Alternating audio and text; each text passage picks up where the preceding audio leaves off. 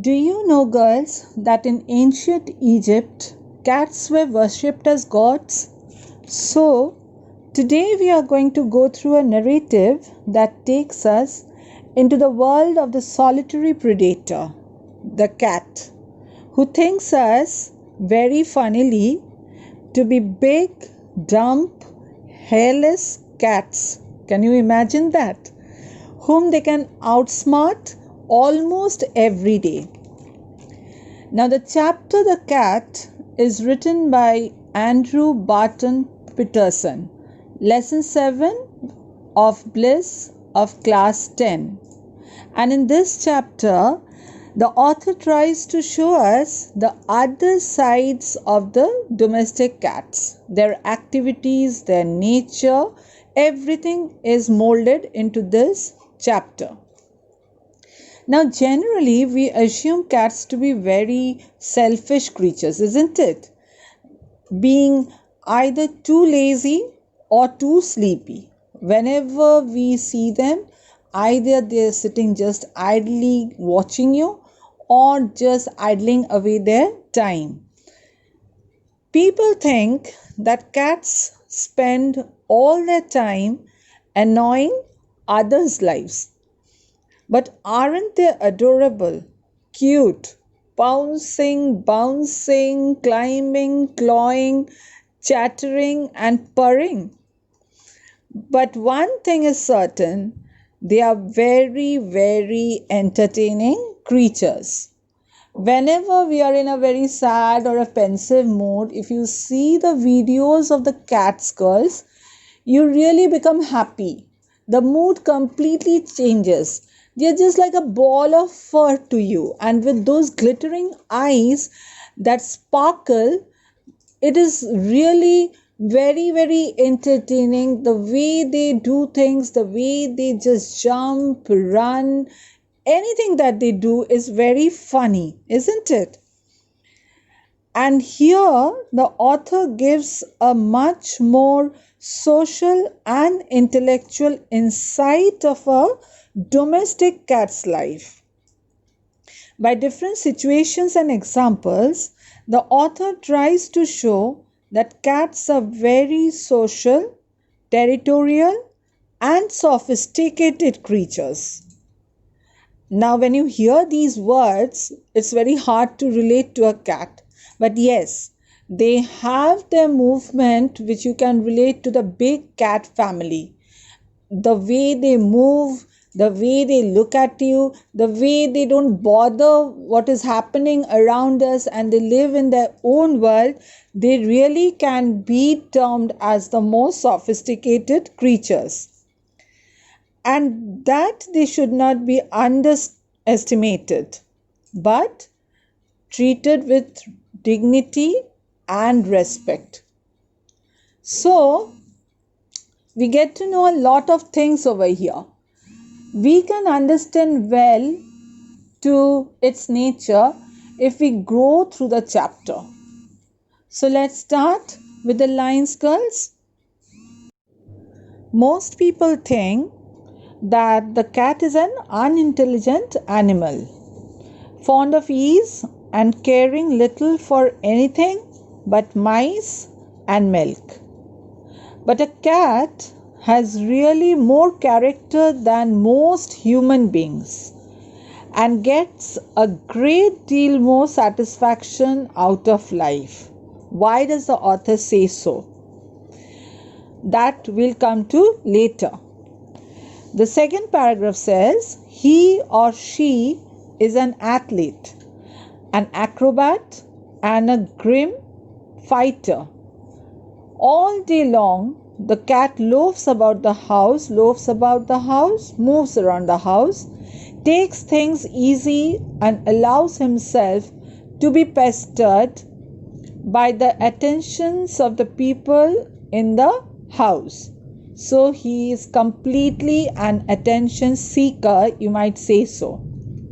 To pass the time away, he sometimes watches a mouse hole for an hour or two, just to keep himself from dying of boredom. So that is one activity that he very much involves himself just to keep an eye on a mouse hole. So you can understand that it has a great deal of patience. Now in Discovery Channel or in any other Animal Planet, on you might see these things that especially members of the cat family, when they are after their prey, they just sit quietly, as silently as possible. The prey doesn't even get to know that the predator is keeping a watch on it.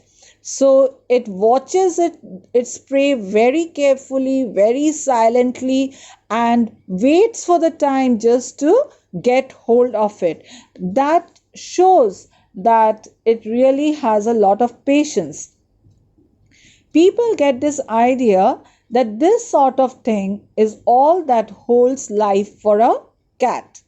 So we people generally just take it for granted. Oh, it's just a cat. It doesn't know anything other than mice and milk. Okay. And what else? It just sits there lazily, sleepily, and just casually wasting its own time. But that is not the reality. Watch him as the shades of evening fall, and you can see the cat as he really is. So the true nature of a cat, the true nature of this solitary predator can be seen once the dark shade of evening falls. This gentle, humorous story reveals the dark, secret life of a cat, you might say. The things that we do not know, the things that we usually do not come across from the cat family. So far from being idle, unintelligent animal that we think it to be, he is considered to be a much, much more complex character, and lives a dashing and dangerous life in its own feline world. All day long, you might find a cat casually roaming around in the house, but definitely it keeps an eye on the fact that the people in the house pay him due attention. I've already said before that it is a very attention seeker. So you might say that it is really quite an attention seeker. There sometimes is a change of behavior, both amusing and baffling. For example, just think of the fact that constantly it keeps on watching a mouse hole for an hour or two. The time span, my God, is just for an hour and two that he sits there and keeps gazing and gazing at that very hole. Think of the patience that it just leaves us to ask ourselves that what is it watching? Why is it sitting just like that? And why do cats act thus?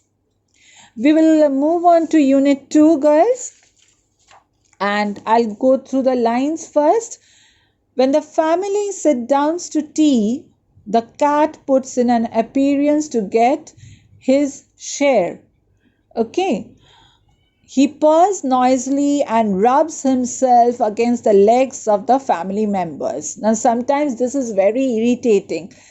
When you are having your food at the dining table or at the table and food is being served, the cat constantly, it just moves along with you. It just rubs itself against the legs of the family members. Now, to some, that might be quite irritating. If there is a guest at the table, the cat is particularly civil to him because the guest is likely to have the best of what is offered. Now, these creatures are quite self-confident, you might say, and through their gestures, they'll make you understand what they actually need. Very well, they'll make you understand that. They hate certain situations. They always love their own space and to feel free. They can create much problem for new strangers, okay, because they are not much acquainted to people around them, so they can create problems for strangers at home. And the important thing is that they feel that they can control the environment around them. It is in their hands. So at the arrival of a stranger comes with a lot of smell and sound that is new to them. So very very cunningly, when a guest appears at home and he is served with food at the table, excuse me guys, you might find that this little creature is very, very civil to him, very, very polite in his gesture, because it knows very well that the best of the food will be served to home, to the guests. Okay, I'll continue further. Sometimes, instead of giving him something to eat, the guest stoops down and strokes the cat and says, "Poor pussy, poor pussy." The cat soon tires of that. We all love these little creatures, isn't it? They are really lovable. I first said that they are very cute, adorable, pouncing, a ball of fur at times. And so, at times we just bend down to just stroke them and to calm them down. And so we utter certain words.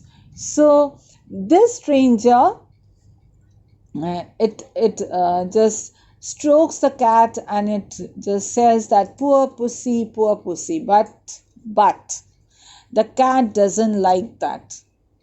It gets irritated and gets soon tires of that. He puts up his claw and quietly but firmly rakes the guest in the leg. "Ow," says the guest. "The cat stuck his claws into me." The delighted family remarks, "Isn't it sweet of him? Isn't he intelligent? He wants you to give him something to eat." So here you might say the cat, being tired of being pampered and of its strokes, ultimately the cat sends the message out that, "Oh, it's now enough. I'm just here for my food." So it makes it clear to the guest that better give me that. It's time now, it's high time now that you serve me with food. And for that, what does it do? It just gives the guest a light stroke with its claws in his leg. And naturally, girls, if it hits with its claws, we all will shrink back, isn't it? And once the guest does that, the family members just says that he just wants something to eat. So you better part with it. You better give it to him. Now, this shows that generally they dislike their pampering, as human display of emotion can make them feel trapped. Okay. Forcing a cat to do something that they don't want to do can lead them to fear and aggression. That is why they just will let you know that we are not things to be played with. And that is directed towards the humans, and they in turn can scratch you. And it will tell you through its action that we simply need to be respected. We the human beings simply need to respect their feline creature. Okay. The last paragraph of Unit 2. The guest dares not do what he would like to do, kick the cat out of the window. So, with tears of rage and pain in his eyes, he affects to be very much amused and sorts out a bit of fish from his plate and hands it down. So, ultimately, the cat is the winner. He achieves his mission of getting a bit of the food plated to the best of the food plated to the guest. The cat gingerly receives it, gingerly, very carefully, without making any noise. It receives it, and with a look in his eyes that says, "Another time, my friend, you won't be so slow to understand." He purrs as he retires to a safe distance from the guest's booth before eating his food.